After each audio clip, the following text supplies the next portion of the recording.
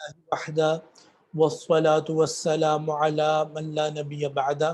السلام علیکم ورحمۃ اللہ وبرکاتہ۔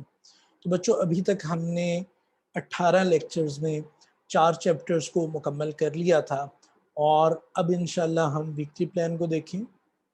تو یہ دیکھیں، تعارف اور سارا ماخذ اور آغاز و ارتقاء وغیرہ کو کر کے مسلمانوں کا کردار، سرمایہ دارانہ نظام، اشتراکیت، اور اس میں پھر اسلام کے ساتھ ساروں کا تقابل، اور اس کے بعد پھر ہم اسلامی معیشت کی فوقیت کے عوامل اور اساسی اصول، ان کو ہم پڑھ چکے تھے۔ 4 چیپٹرز ہم مکمل کر چکے تھے۔ آج کا ہمارا جو چیپٹر ہے، 5واں جو شروع کر رہے ہیں، اسلامی معاشی اقدار۔ اس میں یہ دیکھیں، ہم نے تقوی، عدل، احسان، معاونت، اخوت، مساوات، حلال و حرام، قناعت وغیرہ ان چیزوں کو پڑھنے۔ اور اقدار کس چیز کو کہتے ہیں؟ قدر کو، قدر ویلیو کو کہتے ہیں۔ تو اقدار جو ہے قدر کی جمع ہے۔ تو کیا اسلامی ویلیوز کیا ہیں کہ جن کی بیس کے اوپر معاشیات جو ہے وہ چلائی جائے؟ تو اس میں سب سے پہلے ہم تقوی پڑھیں گے، بعد میں پھر باقی چیزوں کو بھی پڑھتے رہیں گے۔ تو یہ ہے پیج نمبر آپ کا 173۔ تو پیج نمبر 173 کھول لیں، ادھر سے ہم پڑھتے ہیں۔ بسم اللہ الرحمن الرحیم۔ یہ دیکھیں، اسلام کی معاشی اقدار جو ہیں وہ کیا ہیں؟ اکنامک ویلیوز آف اسلام کیا ہیں؟ تو اس میں سب سے پہلے آپ کو تقوی نظر آتا ہے۔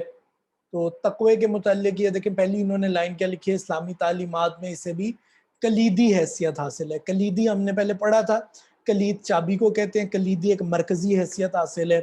اور اس میں آپ نے پہلے بڑی دفعہ پڑھا ہوگا، انٹر میں بھی، میٹرک میں بھی، کہ تمام عبادات کا جو مقصد ہے وہ ایک ہی ہے، اور وہ تقوی ہے۔ نماز تقوی کے لیے، روزے کے لیے کیا فرمایا؟ لعلکم تتقون، تاکہ تم تقوی اختیار کرو۔ زکوٰۃ کا مطلب ہوتا ہے پاک کرنا، مال کو پاک کرنا ہے۔ کیوں؟ تاکہ تقوی حاصل ہو۔ اچھا، حج جو ہے تقوی کے لیے۔ ہر عبادت اگر آپ دیکھیں تو اس کا جو مقصد ہے وہ تقوی ہے۔ تو اب تقوی ہے کیا؟ تو کہتے ہیں اس کا معنی ہے، اس کو انڈرلائن کریں، کسی نقصان دہ شے سے محفوظ رہنا اور اجتناب برتنا۔ کس سے؟ اس نقصان دہ چیز سے۔ کہتے ہیں اس کا مفہوم ڈرنے، نگرانی و پاسبانی کرنے، حفاظت دلانے اور بچاؤ لیے جاتے ہیں۔ یہ اس کو درست کر لیجئے گا۔ تو ایکچولی کیا ہے تقوی کا مطلب کیا ہے؟ تقوی کسی نقصان دہ چیز سے بچنے کا نام ہے۔ اس کو اب دیکھیں ہم انشاءاللہ ڈکشنری میں، اور پھر اصطلاحی معنی، اور پھر آگے کعب الاحبار والا انشاءاللہ وہ واقعہ آپ نے بڑی دفعہ یہ پڑھا ہوا ہے، آپ کے لیے کوئی چیز نئی نہیں ہے، بس تھوڑا تفصیل سے آ گیا ہے۔ تو اس میں یہ دیکھیں، تقوی عربی لغت میں وقا سے مشتق ہے۔ اب مشتق کس چیز سے ہے؟ وقا سے۔ وقا کیا ہے؟ یہ مادہ ہے، واو قاف یا، وقا۔ اصل میں یہ وقا نہیں ہے، واو قاف یا، اس کو آپ کو علیحدہ علیحدہ پڑھنا پڑے گا، اور بہتر یہی ہے کہ اس کو آپ علیحدہ علیحدہ لکھ دیں۔ تو یہاں سے وقا آ جائے گا تقوی کا۔ تو یہ مادہ ہے واو قاف یا۔ اس کا مصدر ہے الوقایا۔ وقایا کہتے ہیں بچنے کو، یہ مصدر ہے۔ اچھا، اس کا مادہ کیا ہے؟ واو قاف یا، اور مصدر کیا ہے؟ وقایا۔ اس میں آگے وقاءً انہوں نے آگے لکھا ہے، تو یہ رے ہے، اس کو واو کر لیں۔ خیر، اس کی ڈیفینیشن کیا آتی ہے؟ حفظ الشیء، کسی چیز کو بچانا، محفوظ کرنا، مما، اس سے، یؤذیہ، جو اسے اذیت دے، تکلیف دے، نقصان دے، ویضرہ، اور اسے ضرر پہنچائے۔ تو کسی مضر اور نقصان دہ چیز، نقصان پہنچانے والی چیز یا نقصان دہ چیز سے بچانا جو ہے، یا بچنا جو ہے، اس کو تقوی کہیں گے۔ دوسری ڈیفینیشن دیکھیں، جعل النفس فی وقایت مما یخاف، کہ اپنے نفس کو ڈال دینا بچاؤ میں، کس چیز سے؟ جس چیز سے آپ ڈرتے ہیں۔ تقوی سے مراد نفس کو ہر اس چیز سے بچانا جس سے اسے نقصان پہنچنے کا اندیشہ ہو۔ ٹھیک۔ اب اصطلاح میں اس سے کیا مطلب ہوگا؟ اصطلاح یعنی شریعت میں آپ جب تقوی کا لفظ استعمال کرتے ہیں تو اس سے کیا مراد ہوتی ہے؟ دیکھیں تقوی کا کیا مطلب ہے؟ نقصان دہ چیز سے بچنا. شریعت میں نقصان دہ چیز کیا ہے؟ گناہ. تو حفظ النفس عن الاثم، گناہوں سے اپنے نفس کو بچانا. اب انہوں نے جو ادھر ڈیفینیشن کیا وہ کیا ہے؟ نفس کو ہر اس چیز سے بچانے کا نام ہے جو گناہ کا موجب ہے. موجب کیا مطلب ہوا؟ موجب ہے وجبہ سے نا، واجب کر دینا، سوری اوجبہ سے، وجبہ واجب ہو جانا، اوجبہ واجب کر دینا. تو موجب کہتے ہیں واجب کرنے والا. واجب کیا ہوتا ہے؟ لازم کر دینا. یعنی ایک کام، کوئی ایسا کام جو دوسرے کام کو لازم کر دے. ٹھیک، یعنی وہ آپ کام کریں گے تو دوسرا کام آپ کو کرنا پڑے گا. تو گناہ کا موجب ہے یعنی ہر وہ چیز جو گناہ کا موجب ہو کہ وہ آپ کام کریں اور آپ گناہ میں پڑ جائیں. تو گناہ تو بعد کی بات ہے، جو چیز آپ کو گناہ کی طرف لے کر جاتی ہو اس سے بھی بچنا تقوی ہے. آگے وہ کہتے ہیں یتم ذالکہ کہ یہ مکمل ہوتی ہے کس چیز سے؟ بترکی، ترک کرنے سے، بعد مباحات، بعض مباحات کو ترک کرنے سے. اب یہ چونکہ پورے کا پورا ایک اس کے اندر آئے گا یہ مرکب اضافی، پہلے یہ بنے گا پھر یہ مرکب اضافی بنے گا، اس وجہ سے ترک جو ہے اس کے نیچے ایک ہی زیر آئے گی. کیونکہ میں اس وقت رک گیا تھا تو یہ پورا ہے بترک بعد مباحات. تو ہو سکتا ہے آپ لوگوں کے ذہن میں آیا ہوگا ایک زیر کیوں میں نے پڑھی ہے. ماشاءاللہ سے آپ لوگ عربی پڑھنے والے ہیں، آپ لوگوں کو سمجھ تو آ گئی ہوگی. تو یتم ذالک بترک بعد مباحات. تقوی کیسے حاصل ہوتا ہے؟ یہ بعض مباحات کو چھوڑنے سے. مباحات کیا ہیں؟ وہ چیزیں جو آپ کے لیے جائز ہیں، یعنی جو حرام نہیں ہیں. اب بعض اوقات کیا ہوتا ہے؟ آپ کو شک پڑ جاتا ہے، تو بعض اوقات جائز چیزوں کو بھی شک کی وجہ سے چھوڑ دینا تقوی ہے. تقوی کے لیے بعض مباحات کو بھی ترک کرنا ضروری ہوتا ہے. آگے آپ دیکھیں اس کے اہم نکات کیا ہیں. نمبر ایک، پہلے انہوں نے کیا کہا ہے کہ مرکز کیا ہے. تو کعب الاحبار یہ صحابی تھے، یہ پہلے یہودی تھے، بہت بڑے عالم تھے اور پھر یہ مسلمان ہو گئے. تو اچھا، انہوں نے کعب الاحبار نے کیا کہا کہ حضرت عمر نے کعب الاحبار سے پوچھا کہ اے کعب الاحبار، کیا آپ نے کبھی تقوی کیا ہے اس کا معنی مجھے سمجھائیں. تو دیکھیں کعب الاحبار نے کہا کبھی آپ کو خاردار راستے پر چلنے کا، خار کہتے ہیں کانٹے کو، خاردار، کبھی آپ کانٹوں والے راستے سے گزرے؟ حضرت عمر نے کہا کئی مرتبہ. تو انہوں نے کہا کیسے گزرتے ہیں؟ حضرت عمر نے کہا کپڑوں کو سمیٹ کر. تو انہوں نے کہا یہی تقوی ہے. کیا چیز ہے؟ یعنی اپنے آپ کو گناہوں سے اس طرح بچانا جس طرح آپ کانٹوں والے راستے سے جاتے ہیں تو اپنے کپڑوں کو بچاتے ہیں کہ کہیں اس میں اٹک کے وہ خراب نہ ہو جائے. تو اس چیز کا نام تقوی ہے. تو اس میں آپ تقوی قلب کی کیفیت ہے، ٹھیک ہے، جو اللہ تعالیٰ. تقوی کہاں ہوگا؟ دل میں. رسول اللہ صلی اللہ علیہ وسلم کی حدیث یہ دیکھیں آگے التقوی ہا ہونا.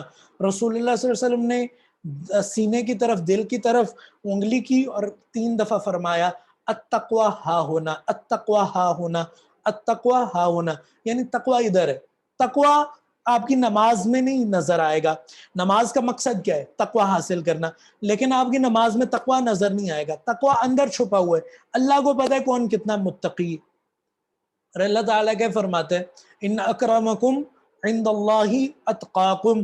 تم میں سے اللہ کے نزدیک سب سے عزت والا، سب سے کرم والا کون، سب سے زیادہ شرف والا کون ہے؟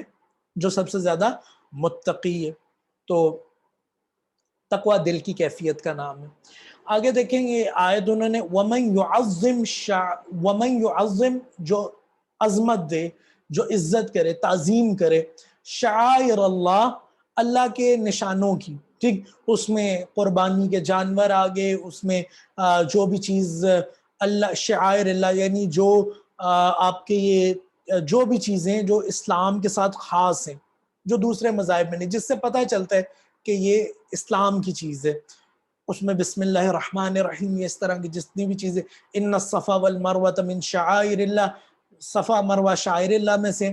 تو وَمَن يُعَظِّمْ شعائر اللہ، جو اللہ کے شعار کو، وہ اللہ کے شعائر کو، شعار کی جمع شعائر، تو ان کو تعظیم دے گا. فَإِنَّهَا تو یہ چیز جو ہے اس کی تعظیم کرنا من تقوی القلوب یہ دلوں کے تقوی میں سے.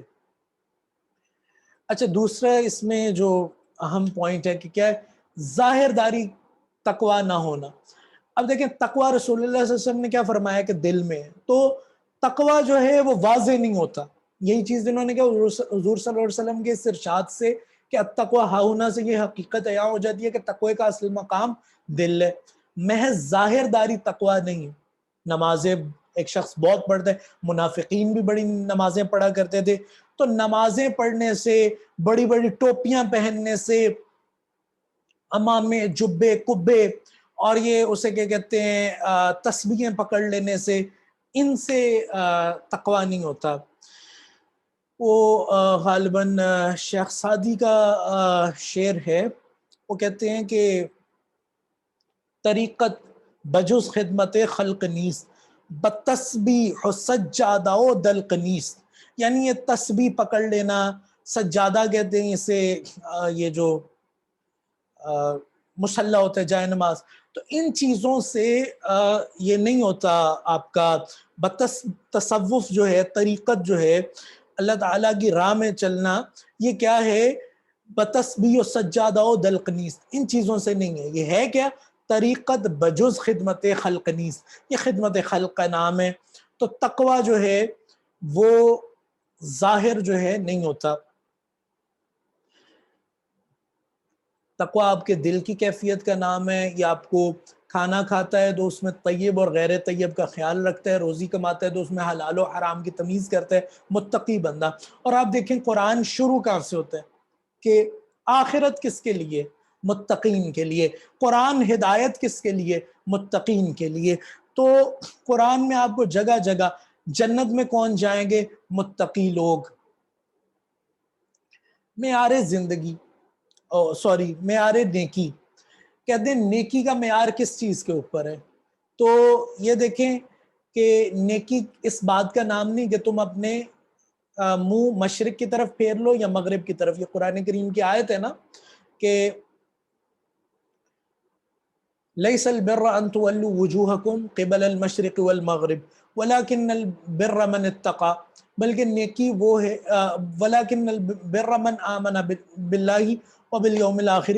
اچھا لیکن نیکی کیا ہے؟ نیکی اللہ، یوم آخرت پر، فرشتوں پر، کتابوں پر، انبیاء پر ایمان لائے اور اپنا مال خوشی سے اقربا اور یتیموں اور مسکینوں اور مسافروں اور سائلوں اور قیدیوں پر رہا. اچھا یہ جو آپ کی آیت ہے لیس البر ان تولوا وجوہکم قبل المشرق والمغرب، اس کو آپ نوٹ کر لیں. ادھر انہوں نے ترجمہ تو لکھ دیا ہوا ہے. یہ ہے سورۃ البقرہ آیت نمبر 177، اس کو ادھر مارک کر لیں. البقرہ آیت نمبر 177 جس کا ادھر انہوں نے ترجمہ دیا. اب وہ چیز جو ہم نے کی تھی کہ ایک چیز مشکوک ہے، بترک بعض المباحات جو ہم نے پڑھا تھا، تو اس میں آپ کو شبہ ہو گیا آیا حلال ہے حرام ہے. اچھا چیز حلال تھی لیکن آپ کو شک پڑ گیا کہ آیا حلال ہے یا حرام ہے. آپ کو یہ نہیں کنفرم کہ حلال ہے، آپ کو یہ بھی کنفرم نہیں حرام ہے. اب ہو سکتا ہے یا بعض لوگ تو کہہ رہے ہیں کہ حلال ہے، بعض لوگ کہہ رہے ہیں حرام ہے. اب بندہ ہو سکتا ہے جی اس نے حلال کہہ دیا، استعمال کرنا شروع کر دے، لیکن تقوی کس چیز کا نام ہے کہ اگر اس سے وہ حد درجے تک بچتے ہیں، وہ کہتے ہیں حرام بھی تو ہو سکتی ہے نا، حرام بھی تو کہہ رہے ہیں، تو وہ اس کو استعمال نہیں کرتے جن چیزوں میں شبہ ہو جائے. ایک حدیث میں حضور صلی اللہ علیہ وسلم نے کیا فرمایا؟ حلال اور حرام دونوں واضح ہو گئے. اللہ تعالیٰ نے حلال اور حرام کو واضح کر دیا، لیکن ان کے درمیان کچھ مشتبہ چیزیں جنہیں اکثر لوگ نہیں جانتے. پس جو شخص مشکوک چیزوں کے بیچ گیا وہ اپنے دین اور اپنی آبرو کو بچا کر لے لیا. اور اچھا نہیں، جو شخص مشکوک چیزوں سے بچ گیا وہ اپنے دین اور اپنی آبرو کو بچا لے گیا، اور جو شخص مشکوک اشیاء میں پڑ گیا وہ حرام میں پڑ گیا. تو یہ بڑا واضح ہے. اب اس کے بعد دیکھیں کہ جب کسی چیز میں شبہ ہو جائے تو جائز ہے، تو مومن کا دل ہی فتویٰ دے سکتے، ٹھیک نا. تو اس میں دیکھیں کہ یہاں مشتبہ چیز کر لیتے ہیں اور اس کو دل یہ چھوٹا، ادھر یہاں یہ انڈر لائن کریں، جب تک تمہارا دل مطمئن نہ ہو کوئی کام نہ کرو۔ حضور صلی اللہ علیہ وسلم نے کیا فرمایا کہ جب تک تمہارا دل مطمئن نہ ہو جائے تب تک کوئی کام نہ کرو۔ تو اطمینان جب تک نہ کر لیا جائے کہ واقعی میں یہ حلال ہے تب تک نہ اس کو کیا جائے۔ اس کو بھی انڈر لائن کر سکتے ہیں۔ امام شافعی کا ایک واقعہ ہے، تو خیر وہ لمبا نہ ہو جائے۔ وہ امام شافعی جب امام احمد بن حنبل کے پاس گئے تو جب جانے لگے تو سوار ہو گئے اور آپ کے پیسے جو ہیں چوری ہو گئے۔ اب کہتے ہیں میرے پاس دو ہی راستے تھے، یا میں اتر جاتا اور دوبارہ پیسے جمع کرتا اور پھر چلتا۔ وہ حدیث انہیں پتا چلا کہ ایک بندہ ہے اس کے پاس حدیث ہے، تو اسے سننے کے لیے وہ اتنی دور انہوں نے سفر کیا۔ اس وقت قافلے چلتے تھے اور اس میں کیا ہوتا تھا کہ وہ مہینے میں یا جس طرح بھی 15 دنوں بعد 2 ماہ کے بعد جب بھی قافلے نے چلنے آپ نے پیسے جمع کرا دینے اور آپ نے ان کے ساتھ اپنا کچھ سامان وغیرہ لے کر چلے جانے۔ بحری جہاز چلتے تھے، تو یا بحری جہاز اگر نہ بھی ہوں تو یہ جو دوسرے قافلے ہوتے تھے وہ بھی اکٹھے، کیونکہ اس وقت کیا مسائل کیا تھے، اٹیک نہ ہو جائے، اتنی دور جانا ہے، بہت سارے مسئلے ہوتے تھے، پھر قافلوں کی شکلوں میں جاتے تھے۔ تو امام شافعی نے کیا کیا کہ اب ایک آپشن یہ تھی کہ واپس چلے جائیں، دوبارہ پیسے جوڑیں اور اگلی دفعہ پھر آ جائیں۔ دوسرا یہ تھا اللہ کا نام لیں اور اس پر قافلے کے ساتھ چلے جائیں، کیونکہ اگر وہ بندہ مر گیا تو حدیث رہ جائے گی۔ تو آپ چلے گئے۔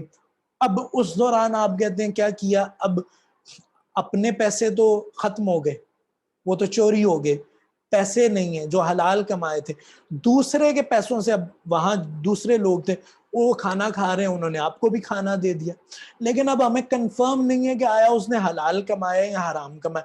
کسی سے آپ پوچھیں گے وہ کیا کہے گا، وہ تو نہیں بتانے لگا کہ میں نے حلال کمایا یا حرام کمایا۔ تو کیا کیا کہ انہوں نے کہا کہ میں نے صرف اتنا کھانا کھایا کہ جس سے میں زندہ رہ سکوں۔ یعنی ایک ہوتا ہے نا کہ ہم بڑے مزے سے کھانا کھائی جاتے ہیں، پیٹ بھرتے ہیں اور اچھی طرح، انہوں نے کہا میں نے صرف اتنا کھانا کھایا کہ جس سے میں زندہ رہ سکوں۔ کیوں؟ کیونکہ مجھے پتا نہیں تھا کہ وہ حلال ہے یا حرام ہے۔ تو اب اس میں ایک آپشن تھی، اشتباہ آ گیا، شک پڑ گیا، لیکن ہو سکتا ہے وہ حلال ہوتا، بہت کم چانسز تھے نا کہ حرام ہوتا۔ لیکن امام شافعی کا تقویٰ دیکھیں، وہ اس سے بھی بچے کہ اگر حرام ہوا اور میں نے لا علمی میں حرام کھا لیا تو اس چیز کا نام تقویٰ ہے۔ آگے یہ دیکھیں کہ حضور صلی اللہ علیہ وسلم کے پاس حضرت وابصہ، اس کو آپ بے کر لیں، یہ انہوں نے یہ لگا دیے تو یہ وابصہ ہے، بے کے ساتھ ہے، یہ کے ساتھ نہیں۔ رسول اللہ صلی اللہ علیہ وسلم کے صحابی تھے، آپ رسول اللہ صلی اللہ علیہ وسلم کے پاس حاضر ہوئے اور آپ نے یہ دیکھیں نیچے انہوں نے درست کر دیا، وابصہ تم نیکی اور برائی کی حقیقت پوچھنے آئے ہو؟ انہوں نے عرض کیا ہاں یا رسول اللہ۔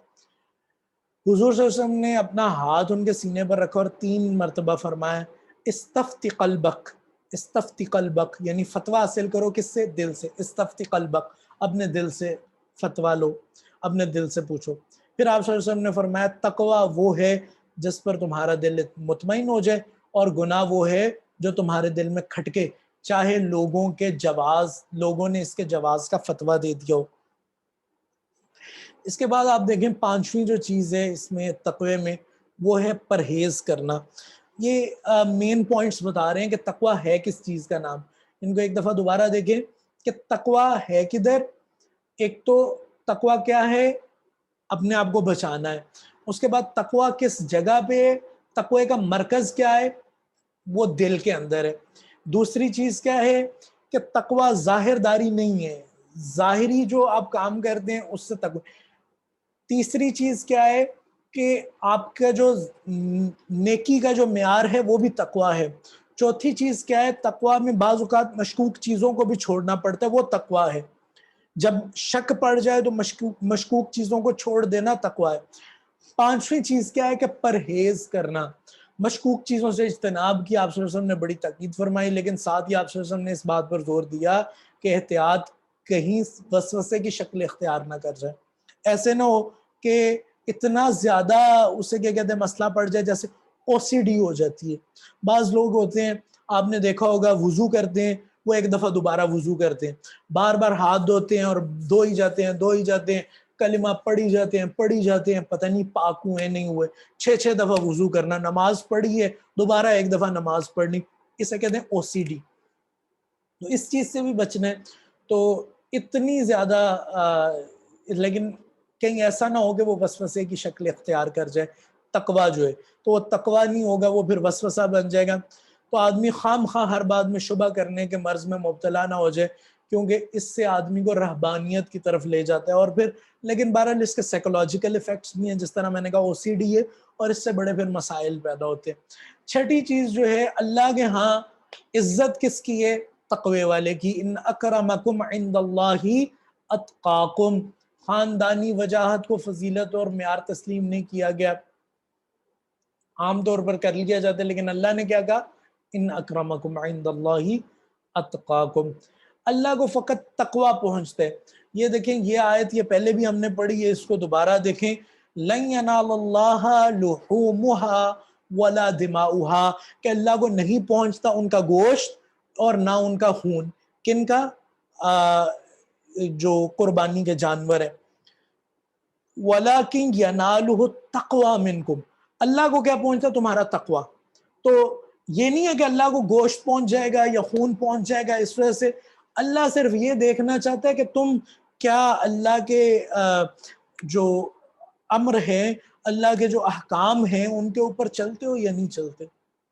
تو اللہ تمہارا تقوی دیکھنا چاہتے ہیں. آیا تم نے یہ کام خالصتاً اللہ کی رضا کے لیے کیا یا لوگوں کو دکھانے کے لیے کیا؟ اچھا، ہر نیکی کی بنیاد جو ہے وہ تقوی ہے، اس پہ ہم بات کر چکے ہیں. رزق کی کشادگی جو ہے وہ تقوی سے متعلق ہے. دیکھیں وَمَن يَتَّقِ اللَّهَ، جو اللہ کا تقوی اختیار کرے گا، يَجْعَلْ لَهُ مَخْرَجًا، اللہ اس کے لیے مخرج یعنی نکلنے کی جگہ بنا دے گا. وَيَرْزُقْهُ، اور اسے رزق دے گا، من حیث لا یحتسب، اس جگہ سے کہ جہاں سے وہ گمان بھی نہیں کر سکتا. امور میں سہولت ہو جاتی ہے. تو قرآن یہ دیکھیں سورہ طلاق آیت نمبر 4 میں کیا فرماتا ہے؟ جو اللہ سے ڈرتا ہے اللہ اس کا کام آسان کر دیتے. بصیرت جو ہے، تقوی سے کیا ہوتا ہے؟ بصیرت پیدا ہوتی ہے. ان تتقو، اگر تم ان تتقوا اللہ، اگر تم اللہ سے ڈرتے رہو، اللہ کا تقوی اختیار کرو، یجعل لکم فرقانا، تو وہ تمہارے لیے فرقان بنا دے گا. فرقان کیا ہوتا ہے؟ حق و باطل میں تمیز کرنے والی چیز، یعنی تمہیں بتا دے گا کہ کیا صحیح ہے کیا غلط. وہ تقوی سے ہی حاصل ہوگی بصیرت. ہر دل عزیزی ہے، یعنی رسول اللہ صلی اللہ علیہ وسلم نے کہا جو کچھ لوگوں کے پاس ہے اس سے بے رغبتی کرو، لوگ تم سے محبت کرنے شروع ہو جائیں گے. ازہد ما فی عند الناس یحبک الناس، کہ جو لوگوں کے پاس ہے اس سے تم بچنا شروع ہو جاؤ. تو جو اسے کیا کہتے ہیں، ازہد ما عند الناس، جو لوگوں کے پاس ہے اس سے بچو.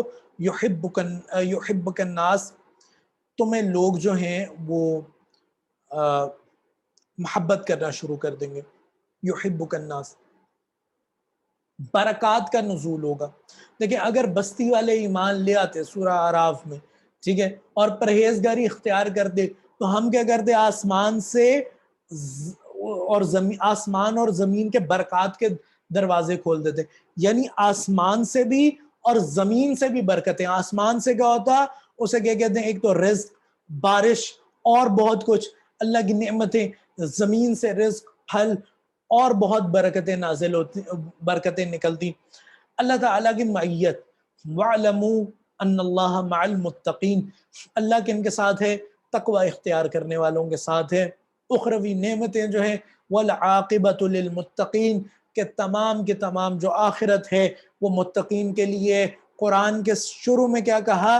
ہدی للمتقین، یہ ہدایت ہے متقین کے لیے. جنت میں کون جائیں گے؟ متقین جائیں گے. عاقبت اہل سورہ حج میں بے شک متقی باغوں اور چشموں میں ہوں گے.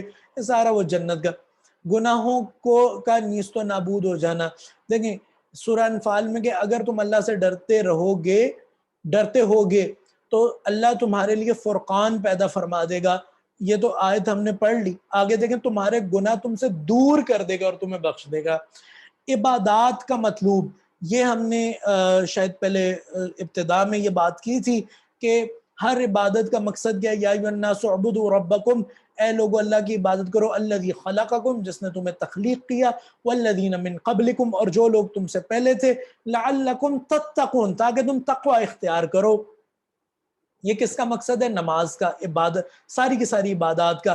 روزے کا کیا مقصد ہے؟ یا ایھا الذین آمنوا، اے ایمان والو، کتب علیکم الصیام کما کتب علی الذین من قبلکم، تمہارے اوپر اسی طرح روزے فرض کیے گئے جیسے تم سے پہلوں پر فرض کیے گئے۔ کیوں؟ لعلکم تتقون، تاکہ تم تقوی اختیار کرو۔ ان الصلاۃ تنہی عن الفحشاء والمنکر، نماز روکتی ہے فحشاء سے اور منکر سے، بے حیائی سے اور برے کاموں سے، اور تقوی اسی چیز کا نام ہے۔ قربانی کی غرض اللہ تعالیٰ نے کیا بتائی؟ ابھی ہم نے پیچھے پڑھی کہ تقوی، ٹھیک، اللہ تعالیٰ کو قربانی کا گوشت اور خون نہیں پہنچتا بلکہ تقوی۔ حج کے بارے میں جو خدا کی نشانیوں کی تعظیم کرتے، یہ دلوں کا تقوی ہے۔ تو ہر عبادت میں جو مقصد ہے وہ کیا ہے؟ تقوی۔ اخلاق کی منشا، دیکھیں اخلاق جو ہے وہ اس کا کیا ہے کہ اچھا ادھر پیچھے آپ دیکھیں پیج نمبر 177 پر جو بے رغبتی انہوں نے لکھا ہے، یہ ذرا درست کر لیں۔ رغبتی میں انہوں نے رے نہیں لکھا، یہ جو تھی نا ہیڈنگ 12ویں ہر دل عزیزی، اور اس کے بعد پھر آپ اسی طرح پیج نمبر 176 کے اوپر نہیں، وہ صرف سپیس ہی تھی۔ تو آگے آپ دیکھیں کہ عبادات کا مطلوب ہو گیا، اخلاق کا منشا۔ منشا ایک تو اس کا مطلب ہوتا ہے کہ مقصد کیا ہے، ٹھیک، ایک اس کا عربی میں ویسے مطلب ہوتا ہے، وہ اردو میں استعمال نہیں ہوتا کہ منشا اس کی شروع ہونے کی جگہ کیا ہے، بہرحال وہ ادھر نہیں ہے، ادھر اس کا اردو میں استعمال ہے اخلاق کی منشا۔ منشا یعنی اس کا مقصد کیا ہے، اخلاق کیوں سکھائے جاتے ہیں۔ تو اس کا یہ دیکھیں، اعدلوا، عدل کرو، ہوا اقرب للتقوی، وہ کیا تقوی کے قریب ہے، تو عدل کرو۔ اور دوسری جگہ کیا ہے، اگر تم معاف کر دو تقوی کے زیادہ نزدیک ہے۔ تمام کے تمام اخلاقیات کیوں سکھائے جا رہے ہیں؟ تاکہ تقوی پیدا ہو۔ تو مین جو چیز ہے وہ یہی ہے کہ تقوی پیدا کیا جائے، پریشانیوں سے نجات ہے۔ تو اس میں یہ دیکھیں، آپ اس کو انڈر لائن کر لیں ادھر سے، کہ تقوی جو ہے، تقوی سے صارف میں ایسی چند صفات پیدا ہوتی ہیں جن کی بنا پر وہ خلاف شریعت نہ اشیاء تیار کرتا ہے۔ دیکھیں ایک متقی شخص کیا خلاف شرع جو چیز ہے، شریعت کے خلاف کوئی ایک چیز ہے، اسے وہ تیار کرے گا؟ شراب ہے، اس کو وہ بنائے گا؟ نہیں بنائے گا۔ کیوں؟ کیونکہ وہ متقی ہے، تو وہ حرام چیزوں سے بچے گا، بلکہ جس چیز میں شبہ بھی ہو جائے گا اس سے بھی وہ بچے گا۔ تو خلاف شریعت نہ اشیاء تیار کرتے اور نہ ہی ایسی چیزوں کا استعمال کرتے، ٹھیک ہے۔ اچھا ایک یہ چیز ہو گئی، نیز اسراف و تبذیر سے بچتے، یہ ہم نے اگر بات نہیں کی تو انشاءاللہ اس کو ہم ڈیٹیل سے آگے پڑھیں گے، میرا خیال ہے مختصراً پہلے گزر چکی ہوئی ہے اسراف اور تبذیر کے اوپر۔ سامان تعیش سے گریز کرتے، دیکھیں اسلام آپ کو یہ ضرور کہتے ہیں کہ آپ اچھی زندگی گزاریں، لیکن تعیش کا مطلب ہوتا ہے بہت لگژریس زندگی گزارنا، یعنی اسراف کرنا، جس کی آپ کو ضرورت بھی نہیں وہ کام کرنا۔ ایک ہے کہ اچھی زندگی گزر جائے، ایک ہے کہ فضول پیسے ضائع کرنا، اسے تعیش کہتے ہیں۔ تو سامان تعیش سے گریز کرنا۔ تبادلہ میں بھی اسلامی اصولوں کی پیروی کی جاتی ہے، کسی کو دھوکہ یا نقصان نہیں پہنچایا جاتا۔ دولت کی تقسیم میں بھی اچھی عادات کا مظاہرہ ہوتا ہے، عاملین کے معاوضوں میں بھی حق تلفی نہیں کی جاتی، کسی کی معذوری، مجبوری اور بے بسی سے ناجائز فائدہ نہیں اٹھایا جاتا، سرکاری پالیسیوں میں بھی تقوی کا عنصر غالب رہتا ہے، جس سے ملک معاشی لحاظ سے بھی آگے بڑھتا ہے۔ تو یہ دیکھیں جو مین چیز تھی تقوی کو ڈسکس کر کے ہم لانا کیا چاہتے تھے کہ اس سے بہت سی پریشانیوں کو نجات ملتی ہے، ٹھیک نا۔ یہ جو آخری پوائنٹ ہے، جن لوگوں نے تقوی اختیار کیا اور نیک بن گئے تو ان پر نہ کوئی خوف طاری ہوگا اور نہ ہی وہ غمزدہ ہوں گے۔ اور ان ساری چیزوں کو جو 19 پوائنٹ ہم نے پڑھے تقوی کے متعلق، یہ پڑھنے کا مقصد کیا تھا کہ ان کو معیشت میں، معاشیات جو ہے اس کے اندر بھی اپلائی کیا جائے، پھر ہی ایک اچھا مسلمان بنے گا۔ اگر ایک مسلمان تو ہے لیکن وہ اپنی معاشی زندگی میں تقوی نہیں اختیار کرتا تو پھر اس کے مسلمان ہونے کا کیا فائدہ؟ اسلام تو ہر جگہ پہ یہی کہتے ہیں کہ متقی بنو۔ تو یہ تھا آج کا لیکچر۔ اب اگلا جو ہے، چونکہ اگرچہ وقت مکمل نہیں ہوا لیکن آگے پھر وہ دوسرا ٹاپک شروع ہو جاتے، اور اس کو اگر ہم نے شروع کیا پھر وقت جو ہے وہ زیادہ لگ جائے گا عدل کے ٹاپک پہ، تو انشاءاللہ وہ اگلے لیکچر میں کریں گے۔ امید ہے کہ یہ اتنے مشکل نہیں ہے، یہ آگے جتنے بھی ٹاپکس ہیں بہت آسان ہے، آپ نے پڑھے ہوئے ہیں نہ بھی پڑھے ہوں تو آسان ہے۔ ان میں سے آپ اکثر پوائنٹس کو، مطلب اگر 10-12 پوائنٹس ان میں سے آپ یاد رکھ لیتے ہیں تو بہت ہے۔ ویسے تقوی کا ٹاپک اتنا آسان تھا کہ آپ 19 کے 19 پوائنٹس یاد رکھ سکتے ہیں، اس میں آپ کو ضرورت، میرا نہیں خیال کہ کوئی چیز بھول جائے گی، لیکن اگر بھول جاتی ہے 10-12 پوائنٹس کافی ہیں۔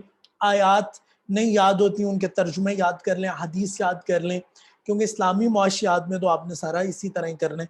آگے والے ٹاپکس بھی اسی طرح پڑھیں گے، اور 2 ٹیسٹ کا میں پہلے کہہ چکا ہوں، جو 4 چیپٹرز کے پہلے 2 چیپٹرز کا پہلا ٹیسٹ، آخری 2 تیسرے اور چوتھے چیپٹر کا دوسرا ٹیسٹ، لیکن کوئی رسپانس نہیں آ رہا۔ پتہ نہیں آپ لوگ لیکچر سن رہے ہیں نہیں سن رہے، کوئی رسپانس نہیں آ رہا۔ آپ پڑھنا چاہ رہے ہیں نہیں پڑھنا چاہ رہے، ہم اپنی طرف سے لیکچرز دیتے جا رہے ہیں، اور امید یہی کرتے ہیں کہ کوئی اس میں مسئلہ نہ ہو، اچھی طرح ایکسپلین کر دیا جائے۔ بہرحال یہ جو ٹاپک ہے 5واں، یہ جو اسلامی اقدار ہیں، ان کو مکمل کر کے دیکھیں گے۔ اگر تو ٹیسٹ تک ہم پہنچ گئے تو پھر انشاءاللہ اس پورے چیپٹر کا ایک ٹیسٹ لے لیں گے، ورنہ اس کو بھی اگلے چیپٹر کے ساتھ ملا دیں گے۔ تو اچھی طرح پڑھیں، کچھ رسپانس دیں، ٹیسٹ کا کریں، کیونکہ اگر آپ ٹیسٹ نہیں حل کرتے، ٹیسٹ کی طرف نہیں جاتے تو پھر پتہ نہیں آپ کا کیا بنے گا تیاری کا۔ بہرحال آپ لوگ زیادہ ذہین ہیں، آپ لوگ سمجھتے ہیں کہ آپ لوگوں کو ٹیچرز کی ضرورت نہیں، کتابوں کی ضرورت نہیں۔ بہرحال ہماری دعا یہی ہے کہ جس طرح بھی آپ خود پڑھیں یا ٹیچرز کے ذریعے پڑھیں، کتابوں کے ذریعے پڑھیں، جیسے بھی پڑھیں، اللہ تعالیٰ آپ کو کامیاب کرے۔ تو کچھ نہ کچھ رسپانس ضرور دیا کریں۔ السلام علیکم ورحمۃ اللہ وبرکاتہ۔